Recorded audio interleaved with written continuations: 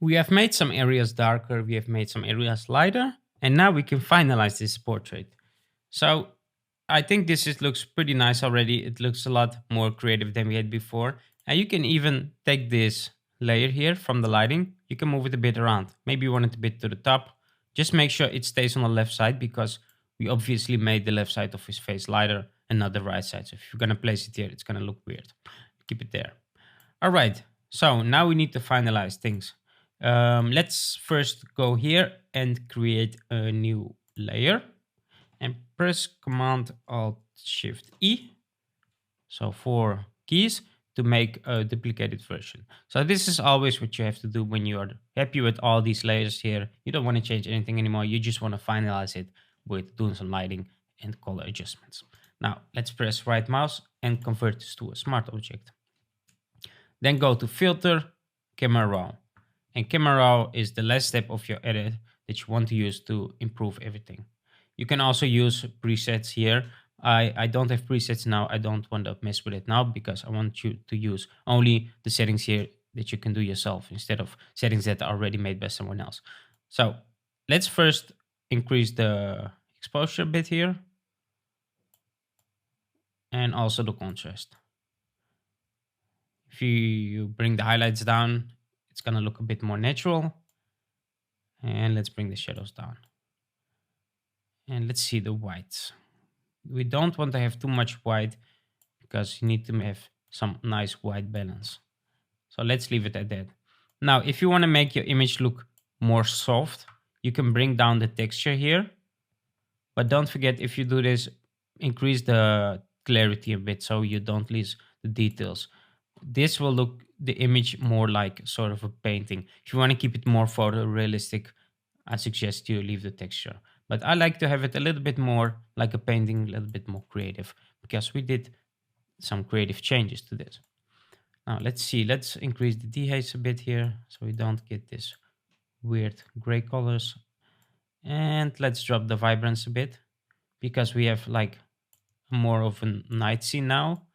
And at night you won't see that much color as at daylight, just a bit. Let's move on to curves. Let's play with these. Let's increase the highlights here so we can see the whites better on the tiger. Same goes for light. And the darks maybe a bit darker. And the shadows a bit darker. Let's see. This is really dark now. Let me increase it. All right, let's move on to detail. Here you can make the image look more sharper. If you have not so sharp image, you can increase that one. Let's do some noise reduction. I'm gonna move on, and here I'm gonna play with the colors. Let's see if we can change the orange a bit of this tiger.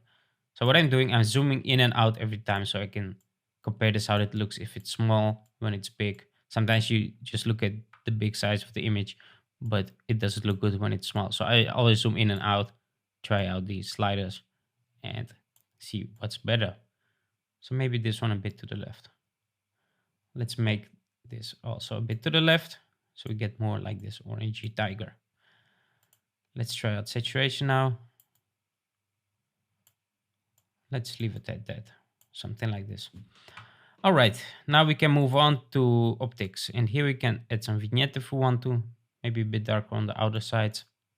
And here is also vignette, just a little bit. Now let's move on to calibration, and here we can play with this color. So maybe you want to have like a really yellowish tiger, you can play with the red primary here. I'm just gonna move it a bit to the right so it's a bit more red. And let's see, let's move this one to the left. So this is really like playing around with the creative stuff here in Photoshop. And this can make your image look really different from where you started. I think something like this is nice. Okay, I think I'm happy with this one. I'm gonna press OK. And if I compare this was before, this after, you can see how it changes. It looks a lot better in my eyes. So that is one way to get all the stuff done. At the end, you can also go here and add some color balance. If you want to make sure the colors are a bit balanced, then I would add some little bit of red to this, maybe a bit bluish like that. And this will make it even more natural. Just little changes.